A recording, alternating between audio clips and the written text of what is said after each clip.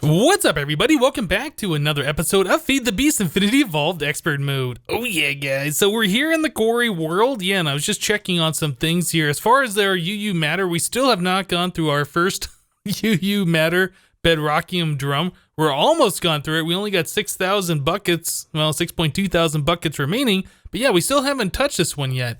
I keep adding in solar panels, and we have a lot of the quantum solars right now, so this is pretty good. In fact, we got 2 rows. We were running out of room on this 1 row, so I was like, okay, let's do a second one. Yeah, so every time that I'm able to make more of these things, I tell our EE system to make 10 more of them, and then I start putting more glowstone and the uranium on our lasers, and they laser and do all their things to make their radiated uranium or whatever it is. I don't know, whatever. Anyway, so we have a lot of these, which means we have a lot of power on tap. In fact, if we press this button here, we can see right here that we're making 1.1 million EU per tick, which is pretty awesome. But I want to see this number get bigger. I want to be able to do like this process of making the scenarium really, really fast. Eventually, we're going to have to take... how many of these things? 36 of them? Yeah, 36 of these things, I believe, is going to go into 4 more creative energy cells for our next portable tank, our next creative portable tank. But that'll be sometime in the future. I have been preparing for this. Draconium? Yeah. These things right here, we need, was it 64 of these? Yeah, we only need 24 more awakened draconium blocks, so that's something I can just do in time. That's not a big deal. Only half a stack of Terra Steel remaining, about 200 Thaumium. Yeah, and then we can make all these. I've already done... what are the parts? These right here. The Draconic Flux Capacity... no, not those. These. The Draconic Energy Core. Yeah, I already made these all up. These are the ones where you have to make the Awakened Core and then put the Molten Draconium on there. So, like, these are the most expensive parts of this. These are already done. So we just need to get the Terra Steel, get some Thaumium, get some more Awakened stuff, and then we can make ourselves a second creative portable tank, which is going to be pretty amazing. But yeah, we won't have to use that for a while. That's going to be for the recipe to make the creative mana pool. But anyway, we're working towards that. I'm getting all the materials done so we don't have to worry about that when the time comes for us to get to that point. What I'd like to do, though, is I would like to look at automating our Terrasteel. We talked a little bit about this before, and we have this kind of set up semi-automated right now. The way it's set up is I can drop 1 mana diamond, a mana pearl, and a mana steel on the plate, and then it draws from all the mana pools, and then it turns into the Terrasteel, and then down below we have the thing that is... the transfer node, which is pulling it out of the world and sticking in the chest. So I still have to drop the things by hand manually, but what I'd like to do is get this thing all set up so when all of our mana pools are full, yeah, each one of our individual mana pools, we have 16 of them here, and they all work independently of each other. When all 16 are full, I wanted to kick off some kind of a system which is going to pull 32 of each one of these, and then drop 1 at a time, or I guess 1 of each, 32 different times on this plate. Yeah, that's what I wanted to have happen. So we're going to look at a way to do that. So pretty much this thing is going to fill up full of mana, and then it's going to make 32 mana, or Terrasteel. I got mana on the brain. Yeah, it's going to fill up with mana, then it's going to make 32 Terrasteel, and then it's going to shut off and wait for all the mana pools to fill up again, and it's going to repeat that cycle for forever. So we're just going to have to make sure that we have these full of all of our different resources when we let this thing go fully automatic. Yeah, and that'll make ourselves, what is that, like 64 stacks of Terrasteel over time? I think that'll be pretty awesome. All right, so let me go ahead and start getting some things prepared for this project, and we'll be right back, guys. Alright guys, so I spent a bunch of time over there at the Patania area. I was trying to figure out how we're going to set everything up, and I started laying out a bunch of the redstone components because we were going to do a bunch of timers and repeaters and pulse formers and all these things like we did before for the Awakened Draconium. But then I decided, you know, it'd be a lot easier if we just did this with computer craft. So I started messing around with the computer, and I was looking at these Ender IO insulated redstone conduits. These are pretty cool because, oops, not there. Because these things right here have multiple different colors that we can output to. So let's lay out some of these and I'll show you guys how relatively easy this is. So we have the different connections here, and we can change the color. We'll put this one green, we will put this one brown. Okay, so we got red, green, and brown. So we can come into Computer Craft and do redstone dot set bundled output, and we're gonna be outputting from the back of the computer. That's where the conduit is attached to, and we want to turn on the color red. That's all we have to do. So red is now outputting a redstone signal. The other two are off. So if we wanted to turn on green, same thing. Red is now off and green is now on. But what makes this pretty cool is we can do colors red plus colors.brown, and we can turn on two colors at once. So yeah, that's really, really neat. So this opens up a lot of possibilities for just, you know, connecting all the different redstone up and just issuing commands to the computer and sending the redstone signals. I like this. So yeah, I got this set up over at the Botania area. Let's head over there and I'll oh my goodness. This thing, I'm ruining everything with this staff of power. It's so powerful. All right. I'll get rid of this. We don't really need this setup over here. I was just kind of showing you guys what we can do with the computer since it's pretty awesome. All right, guys, we're back over at our Botania area now. So we got some things that I have added here. We have an open crate. We have some chests up here. We have some translocators. We have some redstone conduit and some item conduit. Yeah, lots of good stuff happening. So let's take a look at how this is all going to work. Yeah, I'll walk you guys through step by step how this process is going to happen. So the very first thing we should look at is how are we going to determine if all the mana pools are full?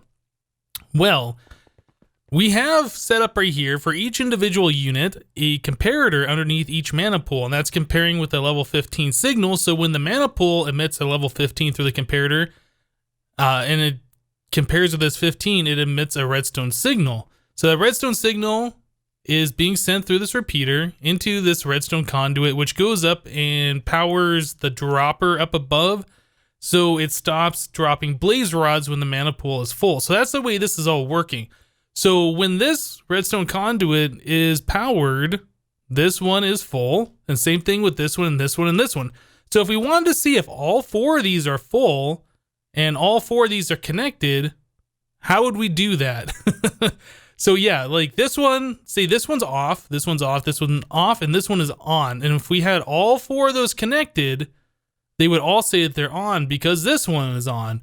So what we need to do is take these signals and invert them. So down here we have a redstone torch, and this is off.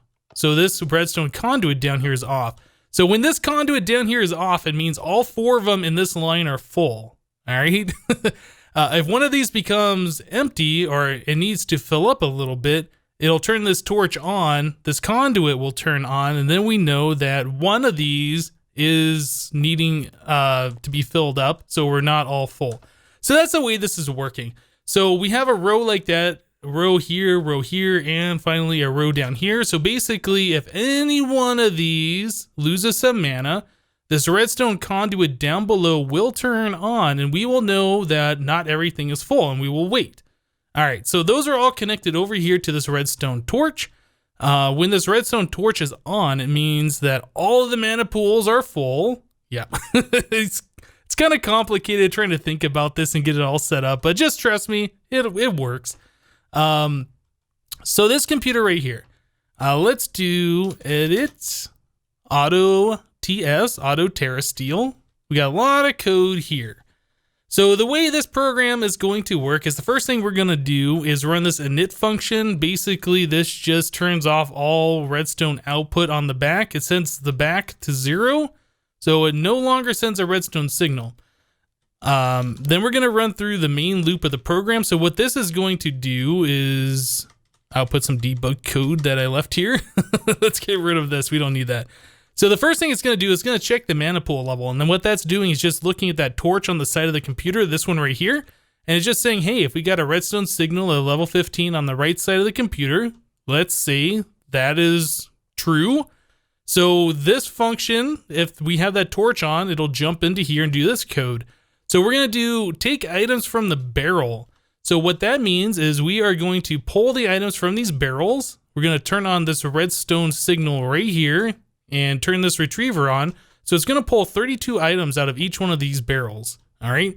And that's going to land in this chest. So we'll have 32 mana pearls, mana diamonds, and whatever the other one is. Why can't I think of that? Mana steel? Yeah, the mana steel, mana pearls, and mana diamonds. So we'll have 32 of each of those.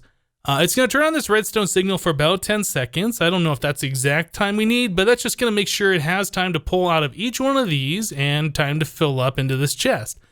All right. So after 10 seconds, and that we're going to assume that chest is full with 32 of each of those items after 10 seconds. So then we're going to send the items to the very top chest. What this function does is it turns on the redstone signal for this item conduit. This thing right here is looking for a signal color green. So when we turn on green, it's going to start extracting the items from this chest, and it's going to send them up to this very top chest. Okay. So the next thing we're going to do is we're going to run the function called make Terrasteel, and we're going to say make 32 Terrasteel. Let's take a look at this function real quick and show you how that's working. So when we're making the Terrasteel, the first thing we're going to do is make sure this number, this count number that we're sending, we're going to make sure that's a number. Because if we send something else, it's going to be bad. We just want to make sure that's a number first of all. Then we are going to loop through while our count number is above 0. We're going to do all these functions. So we're just going to set the output on the back to blue.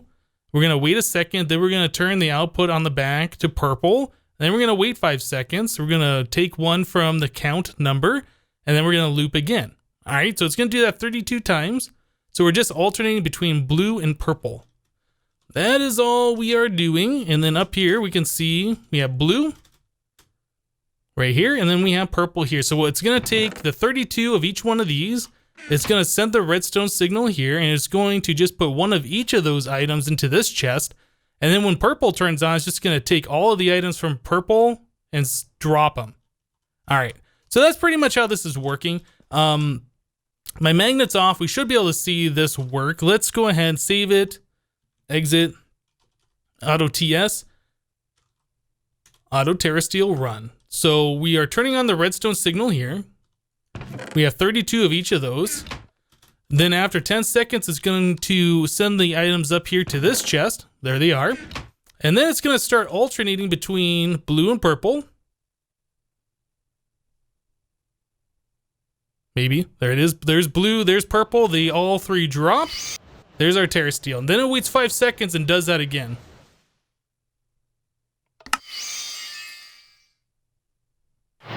There goes blue, there goes purple, they're dropped.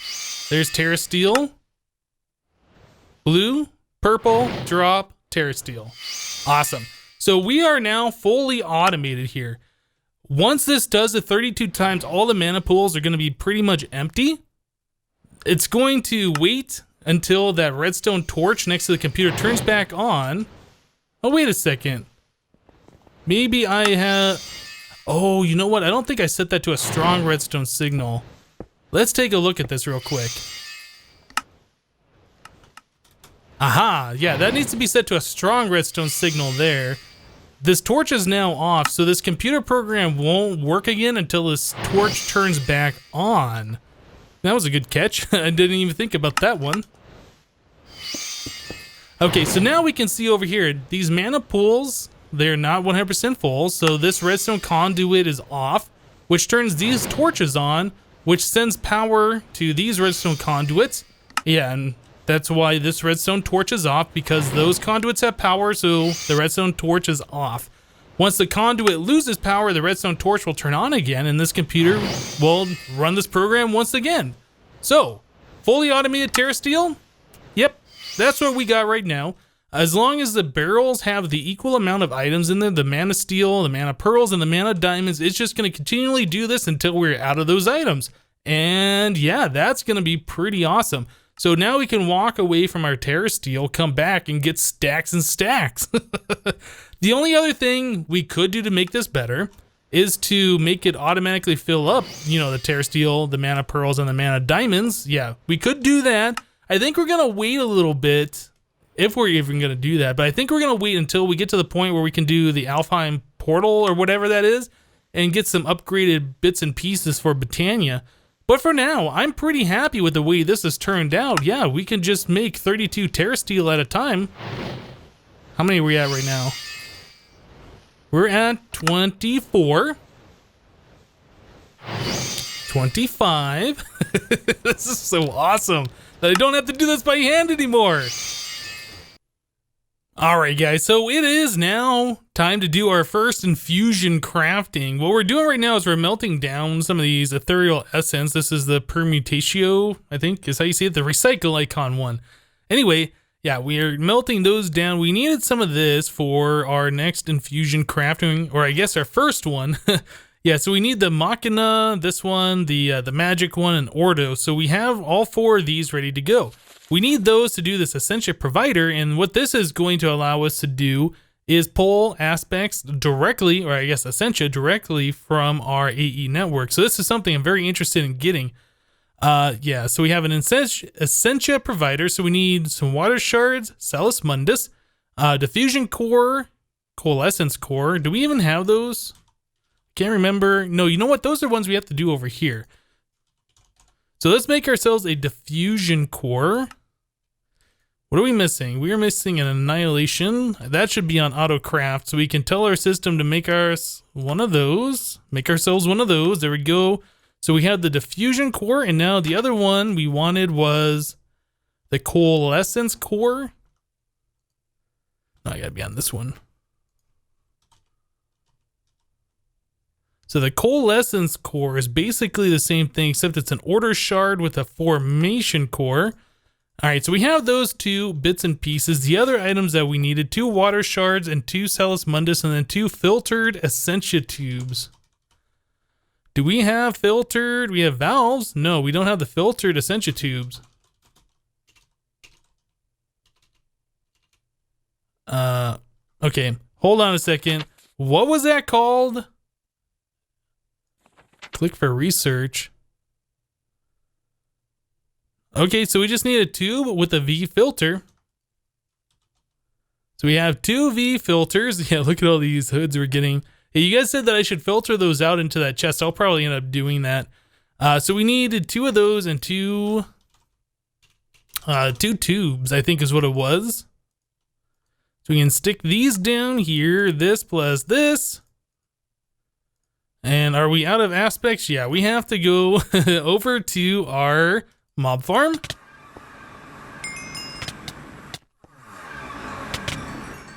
All right, we'll just let our wand fill up real quick. This only takes a few seconds. It's really not that bad. And done. Well, mostly done. Done enough anyway. So we can stick our wand back here and create our other item. Very cool. All right, so we have those 2 pieces, and we needed 2 water shards, and then we needed 2 of the Salus Mundus, which I don't think we have. Oh no, we do. Okay. Yep, these are the balance shards. You just smelt those to get this. Cool. So we should have everything we need for this infusion crafting, I do believe. Let me just double check the recipe one more time. Yeah, that looks like it. Cool. All right. Oh wait, no. Nope, we need the item that goes in the center. We just need an ME interface. Let us autocraft one of those. Awesome. Okay, so now we have everything. Yeah, so I did a little bit of building here. Not really anything fancy. I just finished up the roof and finished up the walls. So this area, our magic area, is now kind of enclosed. I still don't know what we're going to do as far as the layout of this room goes. I would like to pick some kind of a theme besides the laboratory blocks. I'm not good at picking out colors and picking out different themes. You know what'd be awesome? If you guys picked out something you think looks cool, take a picture of it and then like tweet it at me. My Twitter's in the description, guys. Check there. Yeah, if you tweeted a picture at me of what you think a good layout design for this room, like block colors or maybe a wall pattern, or I don't know, anything that you guys think would be pretty awesome, yeah, send that to me on Twitter. I'll take a look at them, and we'll look at trying to get this room better than just the white box that it is. But yeah, I think eventually we're going to have like a wall divide between the blood magic and the Thaumcraft. I think we will. I haven't done that yet because I don't know how much room we're going to need for Thaumcraft, and I don't know how much room we're going to need for the blood magic. So yeah, I don't want to build a wall and find out, oh, we got to push it back 3 blocks this way or whatever. Yeah, that's just something we will figure out. But yeah, our infusion altar here, down below, I've set up 3 rows of skulls, so we are super, super, super stable for whatever we want to do. I've done this before many times, and even the most unstable or crazy crafting recipes have always worked first time, so we don't have to worry about that. All right, so we want to put those here, one of those here, right there. Let's see, what else do we need? I guess these things can go right there and there. Salus Mundus, we'll put on these diagonals, one here, one over here, and then we need a diffusion and the coalescence. There we go. All right, so we got everything set up for this craft. The only other things we need to do is put down our essentia. So it doesn't really matter. From what I remember, it doesn't really matter where these go. They just have to be so close to the altar. So I'll just stick them right like that. So we should be good to go. Oh, you know, probably be a good idea for doing crafting with Thaumcraft if we bring our wand with us, because we got to click the thing with the wand in order to start it, right? Whoops. Yep, so I'm still trying to figure out the best way to do our entrance to this area. So I think we're going to be going up and down from about this point. But yeah, the problem is this is like underneath the lake here. So yeah, I got to figure that all out. I'm still in the process of doing that. Anyway, we should be good to go here. If we just click this with our wand, we should be able to do our very first infusion crafting. And yeah, with all the skulls underneath, I don't even have to worry about watching this thing. Nothing should go wrong. It should just pull the essentia that it needs and do the crafting. Cool. So let's wait for this to happen, and we'll be right back, guys.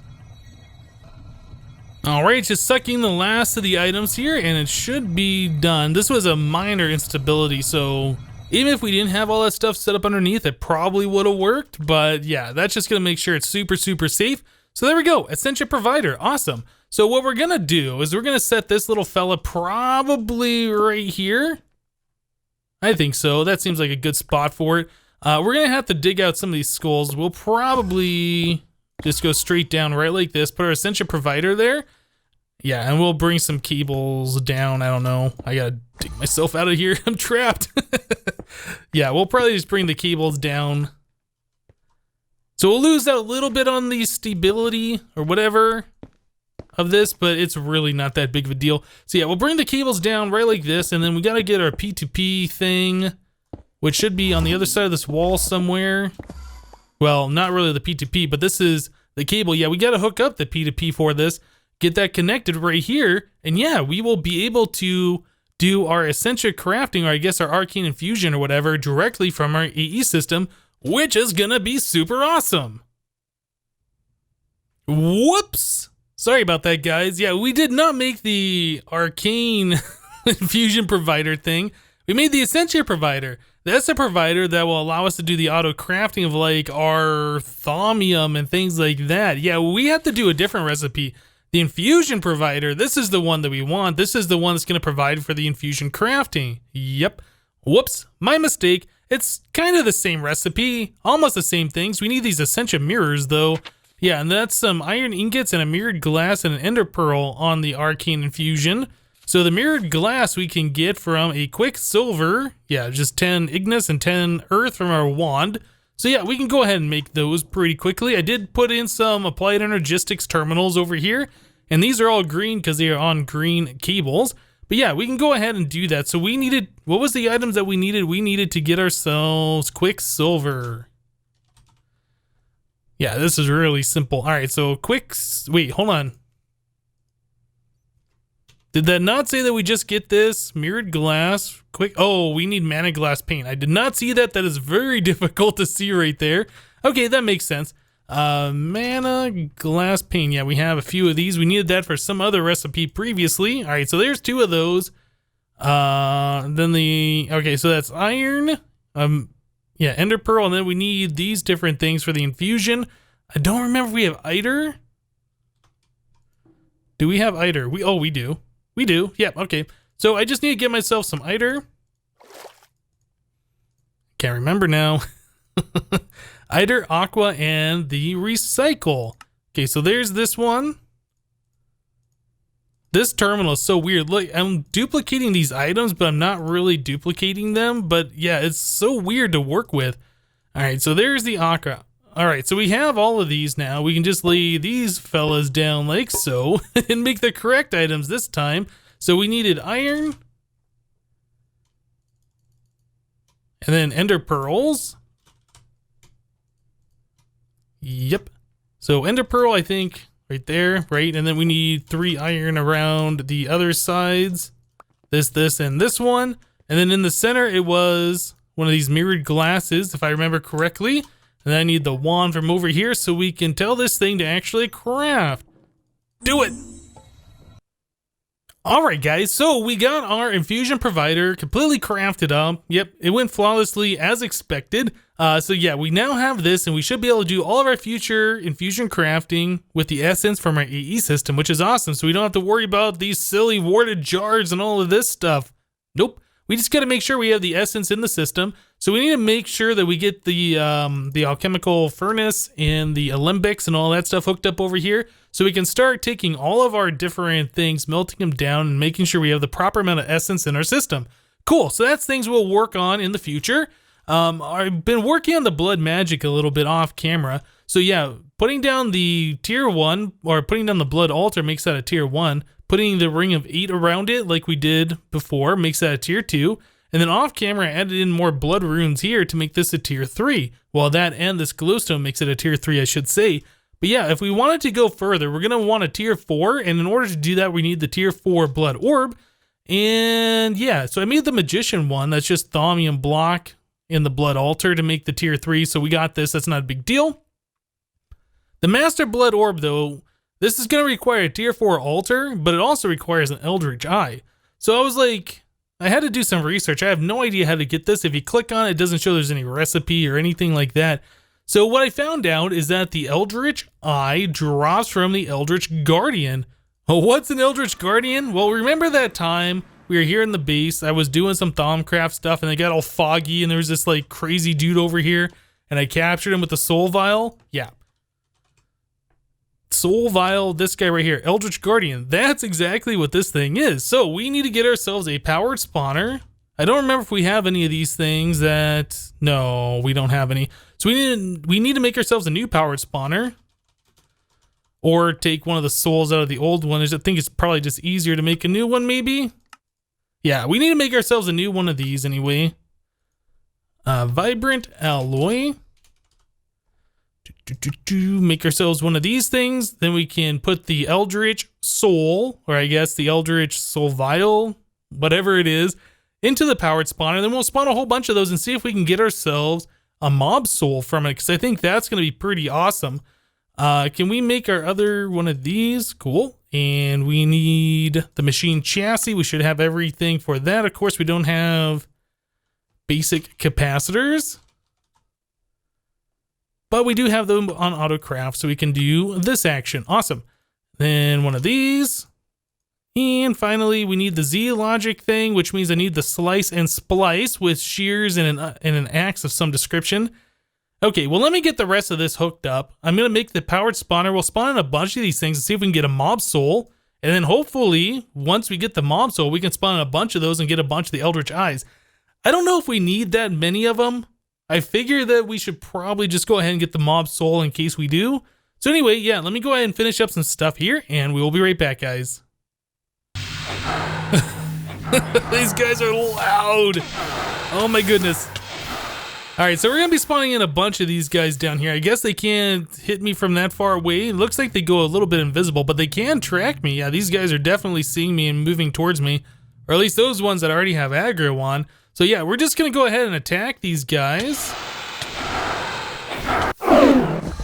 That was loud. Yeah, check that out. We got an eldritch eye. Awesome. So that is in fact the way you can get those things. I wasn't 100% sure, but now we know for fact that we can. But yeah, I would like to keep killing these guys. All right, so they're dropping like some of the bad aspects. Yeah, I would like to keep killing these guys and try and get a mob soul so we can spawn these in our mob spawner, should we choose to. Well, alright guys, I was gonna sit here and keep killing these guys until we got the mob soul, but I pretty much filled up my inventory full of these guys, all of their drops and stuff. Yeah, we haven't seen a single mob soul yet, so I don't really know how many of these eldritch eyes we need. I know we need at least one for the infusion, or I'm sorry, for the blood altar to get the tier 4 or whatever, the blood orb. But as far as more than that, I really don't know if we need that many. So I think we're going to go ahead and hold off on doing any more of these things. But yeah, that was pretty cool, being able to spawn those in at will. We finally got our the essentia provider and the infusion provider made, which is pretty awesome. That's going to allow for some pretty cool Thaumcraft automation in the future. But yeah, guys, that's going to do it for this episode of Feed the Beast Infinity Evolved. Hope you guys liked it. Remember to leave a like on this episode if you did. And we'll see you next time. Thanks for watching, guys. Bye-bye.